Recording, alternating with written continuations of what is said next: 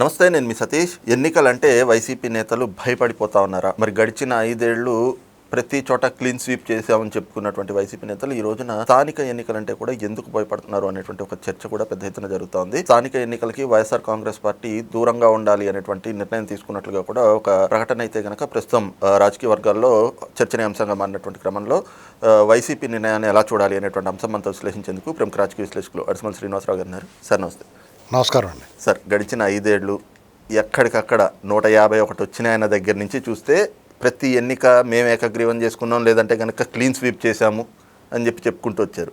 మరి ఈ రోజున మొన్నటి ఒంటిమిట్ట పులివెందుల ఎన్నికల తర్వాత స్థానిక సంస్థల ఎన్నికల్లో కూడా పోటీ చేయడానికి వైసీపీ భయపడుతోందా? ఈ రోజున కేంద్ర బలగాల్ని పెడితేనే మేము పోటీ చేస్తాం, లేకపోతే ఎన్నికలకి దూరం అంటూ వాళ్ళు చేసినటువంటి ప్రకటన ఎలా చూడాలి? ఇప్పుడు దీన్ని ఏమంటారంటే అండి, ఆడలాక మధ్యలో ఓడన్నట్టు ఇంకా ఉన్న చాలా సామెతలు, కొంచెం నాటు ఇలాంటివన్నీ చాలా ఉన్నాయి దీంట్లో. వీళ్ళు వాళ్ళ అరాచకం వాళ్ళకి గుర్తుంది.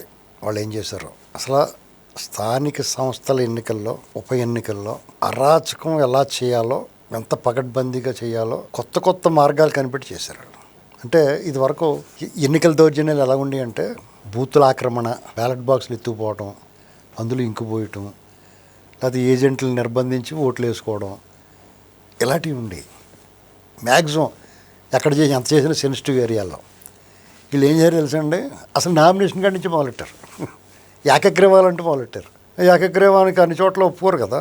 ఏకగ్రీవం అనేటువంటిది అందరూ కలిసి నాకు ఇతనే నాయకుడు అనుకుంటే, రాజకీయాల పార్టీలకు అతీతంగా ఎవడన్నా ఒకడిని ఒప్పుకుంటే అది వేరే. దాని ఒక పార్టీలోనే అలా నామినేటెడ్ దాన్ని ఒప్పుకోరు, కొంతమంది వ్యతిరేకిస్తారు. అలాంటిది వివిధ రాజకీయ పక్షాలు, రకరకాల మనుషులు, ఈ భావజాలాలు ఇవన్నీ ఉన్నాకాడ ఎలా ఒప్పుకుంటారో దాన్ని చాలా దుర్మార్గంగా వీళ్ళు ఏకగ్రీవం అంటే మొదట పంచాయతీలు, జడ్పీటీసీలు, ఎంపీటీసీలు, మున్సిపాలిటీలు చాలా దారుణం అండి. అది ఇవాళ మనం అయిపోయిన తర్వాత చూసి ఏదో కథల కింద వింతగా విచిత్రంగా చెప్పుకుంటాం. కానీ వాళ్ళున్న పరిస్థితుల్లో రాష్ట్రంలో నామినేషన్ వేయటానికి ప్రయత్నం చేస్తే ఎవరన్నాను పార్టీలు, రాజకీయ పార్టీ, పంచాయతీ అప్పుడు వాళ్ళని పోలీసులను పెట్టి సిఏ రేంజ్ అధికారి వెళ్ళి సెటిల్మెంట్లు చేసేవాడు. అంటే ఎంత కొంత ఇస్తాము ఆగంటరా బాబు కాదు, బెదిరించి భయపెట్టి. ఇప్పుడు ఎవరికైనా ఏదైనా పడతానంటే సర్లే అని ఒప్పుకుంటారా? అలా కొంతమంది చేసారేమో. అసలు రూపాయి ఖర్చు పెట్టడానికి ఇష్టపడలేదు, దౌర్జన్యంగా. అలాగే సిఏలు వాళ్ళు సెటిల్మెంట్ చేసినా ఒప్పుకోలేదు అనుకోండి, ఒప్పుకోలేదు, వాళ్ళు నామినేషన్ వేయకుండా ఆపారు. ఒకవేళ దాన్ని కూడా దాటుకుని నామినేషన్ వేసారనుకోండి, డిస్క్వాలిఫై చేయడానికి చూశారు. ఎలాగా వాళ్ళకి క్లియరెన్స్, లోన్లు క్లియరెన్స్ సర్టిఫికేట్, నో అబ్జెక్షన్, ఎన్ఓసీలు ఇవ్వకుండా ఏడిపించి తినేశారు. ఒకవేళ ఎన్ని దాటుకుని వచ్చి నామినేషన్ వేసి సక్రమంగా చూపించుకున్నారనుకోండి, డిస్క్వాలిఫై ట్రై చేస్తారు. అది కూడా కుదరలేదనుకోండి, ప్రచారం చేసుకునే అవ్వలేదు. ప్రచారం కూడా చేసుకుని ఎన్నికలకు వెళ్ళారనుకోండి, ఎన్నికల్లో ఏజెంట్లు దొరకనవ్వలేదు. ఒకవేళ ఏజెంట్లు కూర్చున్న వాళ్ళని కొట్టిదని వేశారు, దౌర్జన్యం చేశారు. అది కూడా దాటుకుని, ఆ గండం కూడా దాటుకునే వాళ్ళు ఎలక్షన్ అయ్యి ఒకవేళ కౌంటింగ్ ఉందా, ఆ కౌంటింగ్ దగ్గర ఇబ్బంది పెట్టారు. కౌంటింగ్ ఏజెంట్లు రానివ్వకుండా అయ్యల్ని ఇబ్బంది పెట్టి అక్కడ కూడా మెజారిటీ సాధించారనుకోండి, లైట్లు ఆర్పేసి ఫలితాలు ప్రకటించారు. అంటే ఇంత ప్రాసెస్ పోరాడి గెలిచారు అప్పుడు ప్రతిపక్షాలు వీళ్ళ మీద. వాళ్ళు వీర్లు కదా. మీకు పాతపట్నం అలాగే చాలా చోట్ల జరిగింది, కొండపల్లి అని, కడియం, ఆ ఏరియాలోనూ చాలా జనసేన వాళ్ళు, టీడీపీ వాళ్ళు అప్పుడే కలిసిపోయారు. ఇతని దెబ్బకే వాళ్ళిద్దరిని ఇతనే కలిపేసాడు. మామూలుగా అయితే వాళ్ళు ఎవరి దారిలో వాళ్ళు ఉండేవారు. ఇతను దౌర్జన్యాలు తట్టుకోలేక వాళ్ళు కలిసిపోయారు. అది ఇటు సంగతి చూడాలి రాని ఆ ఊళ్ళలో వచ్చు. ఈ పొత్తు అట్టడుగు స్థాయి నుంచి మొదలైందండి. సాధారణంగా నాయకత్వం పొత్తులు పెట్టుకుని కింద వరకు చెప్తారు. కానీ ఈ కూటమిలో జనసేన టీడీపీ పొత్తు ఎలా జరిగింది తెలుసా అండి? కింద నుంచి, గ్రౌండ్ నుంచి, క్షేత్రస్థాయి నుంచి పై వరకు వచ్చింది. ఇది ఒక జగన్మోహన్ రెడ్డి ఘనతే. అది పాతపట్నం నియోజకవర్గం ఉంది శ్రీకాకుళం జిల్లాలో. అక్కడ ఒక జడ్పీటీసీకి అక్కడ ఎమ్మెల్యే గారు తాలూకు మనిషి మీద, ఎమ్మెల్యే తాలూకు మరిదో లేకపోతే ఎవరో రెడ్డి శాంతి తాలూకు వాళ్ళు నిలబడ్డారు జడ్పీటీసీకి, జిల్లా పరిషత్ దొబ్బేద్దామని నిలబడితే అక్కడ కలమటి వెంకటరమణ గారు అప్పుడు ప్రతిపక్షంలో మాజీ ఎమ్మెల్యే, అక్కడ వాళ్ళు పెట్టిన క్యాండిడేట్ 2500 మెజార్టీతో నెగ్గాడు. దాన్ని వాళ్ళు దొబ్బేద్దామని చూశారు, లైట్లు ఆర్పేసి గెలిచినా కానీ ప్రకటించకుండా ఎన్ని చేస్తే ఒక 5-6 వేల మంది పోగే కుట్టి చంపేస్తామని చెప్పారు. అప్పుడు అంటే జగన్మోహన్ రెడ్డి అరాచక పాలన ఉన్నప్పుడు జనమేం చంకలేదు, నాయకులు దాక్కున్నారు. కానీ ఇటువంటి నాయకుడు వెంకటరమణ గారు లాంటి ఉన్న చోట నిలబడ్డారు. కొండపల్లిలోను, తాడిపత్రిలోను ఏంటండి ఆఖరికి పట్టభద్రుల ఎన్నికల్లో అసలు వాళ్ళు ఎలాంటి ఓటర్లు తీసుకొచ్చారు, తిరుపతి ఉప ఎన్నికలు ఎలాగా టూరిస్టులను తీసుకొచ్చారు, దొంగ ఓట్లు, లేకపోతే తమిళనాడు నుంచి తీసుకురావటం, ఎంత దారుణమైన అరాచకాలు చేయాలో ఎలక్షన్స్లో ఎన్ని రకాల అరాచకాలు మాల్ ప్రాక్టీస్ చేయాలో అంతా చేసేసారు వీళ్ళు. అప్పుడు పోలీసుల్ని అందరినీ కూడా వాళ్ళకి ఆ అనుభవం ఉంది, వీళ్ళు కూడా అలా చేస్తారేమో అని అనుకుంటున్నారు. వీళ్ళు అలా చేయరండి, ఖచ్చితంగా చేయరు. ఎందుకంటే వీళ్ళకి ఒక బుర్ర బుద్ధి ఉంది.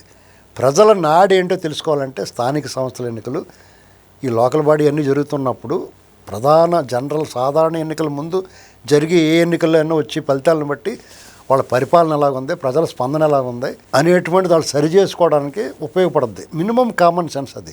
జగన్మోహన్ రెడ్డి దాన్ని సాధారణంగా జరగనిచ్చుంటే ఎన్నికలు ప్రజలకు విడిచిపెట్టి ఉంటే అతనికి ఒరిజినల్గా ఈ వంది మాగదలు చెప్పేది లేకపోతే అతను కోడి బుర్రకు తట్టింది కాకుండా ప్రజల్లో ఇలా ఎంత వ్యతిరేకత వచ్చింది, 150 సీట్లు వచ్చి సంవత్సరం తిరగకుండా ఎంత వ్యతిరేకత వచ్చింది మనకి, మనం తలతెక్క వ్యవహారం చేస్తున్నామా, పిచ్చి తూకులకలా వ్యవహరిస్తున్నామా మనం అనేటువంటిది అతను అప్పుడే మొదటి సంవత్సరమే బాధపడేది. మొదటి సంవత్సరం బాధపడినప్పుడు కొంత మార్చుకోవడానికి అవకాశం ఉంది, ఛాన్సెస్ ఉంటాయి. అసలు నువ్వు ఎవడన్నా చెప్తేనే విన్నాను చెవిలో దూదెట్టేసుకుంటే నీకు దాన్ని మించిన సర్వే ఏముంటుందండి. ఇప్పుడు అనవసరంగా పనికిమాలి గాళ్ళు కొంతమంది సర్వేలు కాటికి డబ్బులు ఇచ్చి వాళ్ళు ఏమి సర్వే చేయకుండా ఇంట్లో కూర్చుని వాళ్ళు ఇలా చెప్పిన అంతా చూసేసి రాసుకుని ఆ ట్యాబ్లెట్ ఫార్మ్ వేస్తారు, ఎక్సెల్ షీట్ వేస్తారు అంతే. చాలామంది మ్యాక్సిమం కొన్ని సర్వే సంస్థలో వాళ్ళకి కొంచెం క్రెడిబిలిటీ ఉన్నవాళ్ళు చాలా తక్కువ ఉంటారు, చాలా ఖర్చుతో కూడుకున్న పని, శాంపిల్స్ అదంతా శాస్త్రీయంగా ఉంటుంది. కొంతమంది చాలామంది ఏం చేశారంటే ఇంట్లో కూర్చుని తయారు చేసి జగన్మోహన్ రెడ్డి 155 160 వచ్చేస్తాయని చెప్పారు. అలాగే వీళ్ళకి కూడా 160 గట్ట వచ్చేస్తాయని చెప్పారు. మాలాంటి వాళ్ళు ఏంటంటే జనరల్ మేమే సర్వే చేయాల, అన్ని నియోజకవర్గాల నుంచి జనం మాట్లాడి మాటలో అక్కడ ఉన్న కార్యకర్తలు టీడీపీని ఎలా గెలిపించుకుంటాం మేము అని చెప్పే, అంటే ఒక కార్యకర్త నాకు ఏం చెప్పాడంటే, నేను ఒకవేళ మా క్యాండిడేట్ డబ్బులు లేకపోతే నేను నా ఓటు వేయటమే కాకుండా నా స్థాయికి నేను ఒక 5,000 ఖర్చు పెట్టి 2 ఓట్లు కొంటాను అన్నాడు. అంటే 2,500 నిర్ణయించాడు రేట్. అతను నిర్ణయించాడు ఇప్పుడు 2022లోనే. అప్పుడు అనిపించింది నాకు, అంటే ఈ రకమైన కసి వాతావరణంలో కార్యకర్త పనిచేస్తే టీడీపీ కార్యకర్త ఆడ తరం కాదండి, ఎవడ గెలవలేడు. ఆడ తరం కాదు. నువ్వు ఎన్ని వేల కోట్లు పెడితే ఉంది, లక్షలాది మంది తలకో 2,000 5,000 10,000 వేసేసుకుంటే నువ్వు ఎక్కడ పనికొస్తావు, అవునా కదా.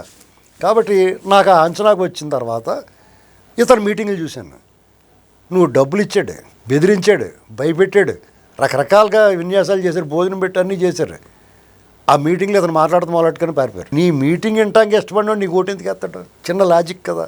అందుకని అతను మటాస్ అయిపోతాడని మట్టమైపోతాడని చెప్పాను. కొంతమంది వాళ్ళు ఇలాగ ఆలోచించి లేకపోతే రాయేసి అది పెద్ద సర్వే కింద చూపించారు, 160 వస్తాయి 170 వస్తాయి అలాంటివన్నీ. వాళ్ళు పెద్ద క్రెడిబిలిటీ కూడా విన్నట్టు మాకు అలాంటి వాళ్ళు వెనక్కి ఉండిపోయాం. అలాగా జనాలు మేము పదే వీళ్ళందరూ కనీసం మీడియా ముఖానికి రోడ్డు మీద రాకముందు మీరు 2021లోనే నుంచి నాకు ఎలా అనిపించింది, ఇతను పరిపాలన పనికిమాలినోడు, ఇతను ప్రజా వ్యతిరేక నిర్ణయాలు తీసుకుంటున్నాడు, చాలా దారుణంగా ఉంది వ్యవహారం.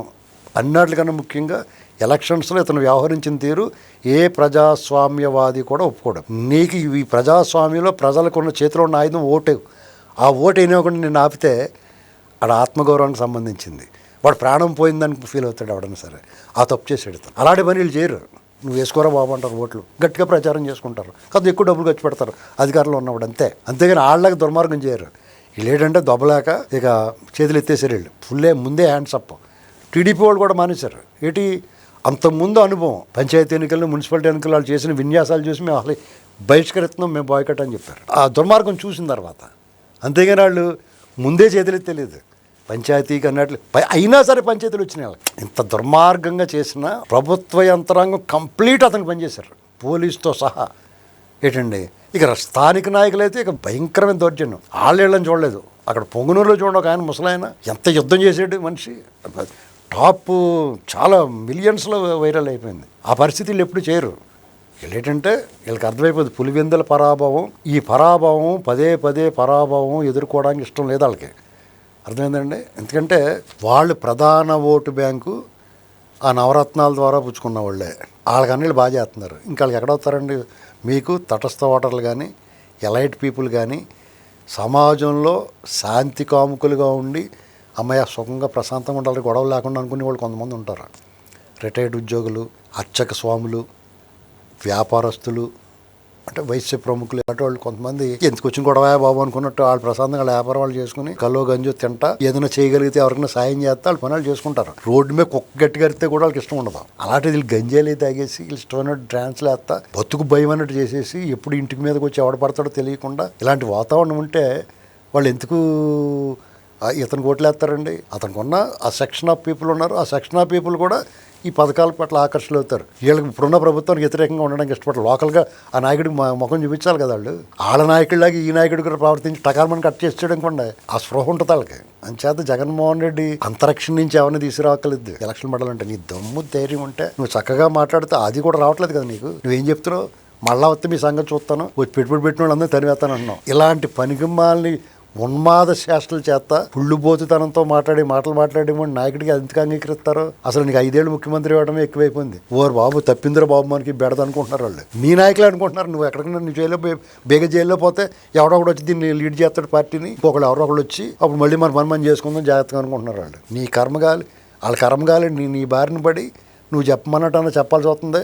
ఎప్పుడు పోలీసు వాళ్ళు వచ్చి తలుపు కొడతారో భయం వేస్తుంది. ఇప్పుడు మొన్న ఒక అతను మాట్లాడాడు పవన్ కళ్యాణ్ గారి మీద. అంత అవసరం ఏంటి అతనికి? అన్ని తిట్లు తిట్టాల్సిన ఇప్పుడు అతనికి విమర్శ చేయండి. పవన్ కళ్యాణ్ గారు మీరు ఏం చెప్పారు, ఏం చేస్తున్నారు, మీరు పలానా హామీ ఇచ్చారు, అది నెరవేర్చలేదు, అది కరెక్ట్ కాదండి అని ఇంకా కఠినంగా మాట్లాడు. కానీ దుర్భాషలు ఎందుకు మాట్లాడాలి? ఆడు ఈడు పనికి మాలోడు ఇలాంటి మాటలు జగన్ మాట్లాడితే ఏం పరాభవం జరిగి ఇప్పుడు వాళ్ళు బీపీ రాదే. జగన్మోహన్ రెడ్డి ఏమన్నాడు? అతను అన్న మాట అన్నాడని అతని నోటితో అతను అని మా వాళ్ళకి బీపీ వచ్చింది అన్నాడు. వీళ్ళేమో ఉప్పు గారం తింటలేదు, వీళ్ళకి ఏం బీపీ రాదా? కొంతమంది సమర్థిస్తున్నారు తప్పు, అలా కొట్టకూడదని. అలా కొట్టకపోతే ఎలా కంట్రోల్ అవుతారండి? ఎవడన్నా చెప్పండి. పోలీసు వాళ్ళు యాక్షన్ తీసుకోవట్లేదు. చంద్రబాబు నాయుడు గారు మంచి ప్రభుత్వం ఏమనరు. ఆ నోటికి వచ్చినట్టు అమ్మ బూతులు తిడుతుంటే మొహం పగల కొట్టకపోతే ఏం చేయాలి చెప్పండి? వాళ్ళు ఏం చేస్తారు? ఇప్పుడు కొట్టిన తర్వాత వీళ్ళు తప్పు అంటున్నారు, మనకు కూడా తప్పు అలా కొట్టకూడదు అంటాం. కానీ మరి ఆడు మాట్లాడిన మాటలు ఎంత బలుపు మాటలండి. వాడికి ఏం లోటు వచ్చిందని మాట్లాడతాడండి. ఇప్పుడు ఈ ప్రభుత్వం ఏం తప్పు చేస్తుందండి? పెన్షన్లు ఇవ్వట్లేదా, పెంచలేదా అంటే ప్రతిదీ కలిపేసి పెట్టేసి ఎవడు మడితే వాడికి అందరికీ దోచిపెట్టేయాలా? ఒకవేళ నిజంగా వారు కూడా ఎవడన్నా ఉంటే వాడికి అప్లికేషన్ పెట్టు. నీకు ల్యాండ్ ప్రాబ్లం మొత్తం రెవెన్యూ డిపార్ట్మెంట్ పెట్టు. అది వినకపోతే అనేక మార్గాలు ఉన్నాయి నువ్వు చేయడానికి. ఇది ప్రజాస్వామ్యతంగా ఉండే ప్రభుత్వం. మొన్న లోకేష్ గారు ఒక వైఎస్ఆర్సీపీ కూడా ఏదో ట్వీట్ చేస్తే ఇమీడియట్గా యాక్షన్ తీసుకున్నాడు. అక్కడ ఎక్కడో నేపాల్లో చిక్కుపోయాడు, వాళ్ళు అందరినీ తీసుకొస్తానికి ప్రయత్నం చేస్తున్నాడు. చేసాడు. వాళ్ళ ఇంటికి అందంగా భద్రంగా అప్పచెప్పాడు. వాళ్ళు ఎవరో మద్రాసులో ఉండి అయ్యా మేము క్యాన్సర్ వచ్చింది మాకు, మేము తిరుపతి దర్శనం దేవుడిని దర్శనం చేసుకోవాలి, ఆఖరి మేక్ ఏ విష్, ఇది ఆఖరి కోరిక అన్నట్టుగా చెప్తే ఇమీడియట్గా దర్శనం ఏర్పాటు చేయి. ఇక ఎన్ని చేతులు ఉంటాయి, ఎంత బుర్ర ఉండాలి, ఎన్ని రకాలుగా చేస్తాడు నాయకుడు అన్నవాడు. అవన్నీ చేస్తున్నాడు అతను. ఇంకా నువ్వు వాళ్ళు పట్టు తిడుతుంటే అంటే వాళ్ళు మనుషులు కాదా? వాళ్ళకి చీమనెత్తులు ఉండదా?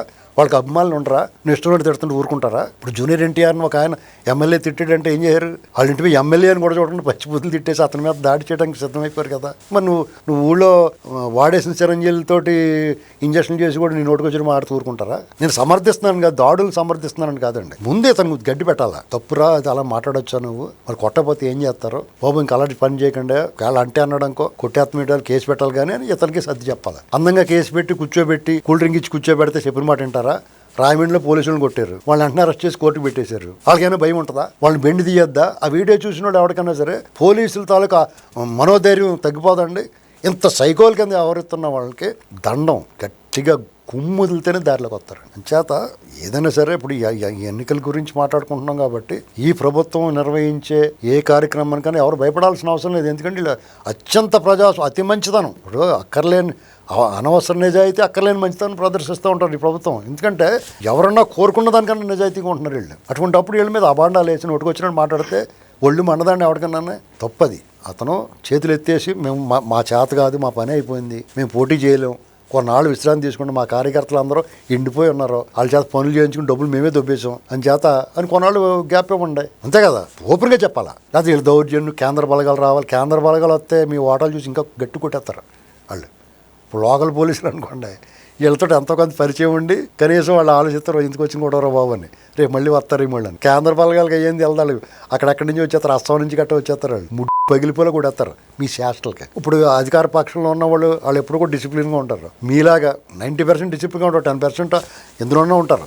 వాళ్ళని కూడా కొడతారు. మిమ్మల్ని అయితే 90% కొట్టేస్తారు. మీ ఓటని చూడగానే ఇటు దొంగడని తెలిసిపోద్ది వాళ్ళకి ఏంటండి. అంచేత వాళ్ళు అలాంటివి కోరుకోకూడదు వాళ్ళు. కేంద్ర బలగాలు రేపు జగన్ అరెస్ట్ చేయనప్పుడు ఎలాగో కేంద్ర బలగాలు దిగుతారు. వీళ్ళు రోడ్డు మీద వచ్చి వారు రికార్డు నిండా చేస్తే మాత్రం దింపేస్తారు కింద నుంచి పైకి. Thank you.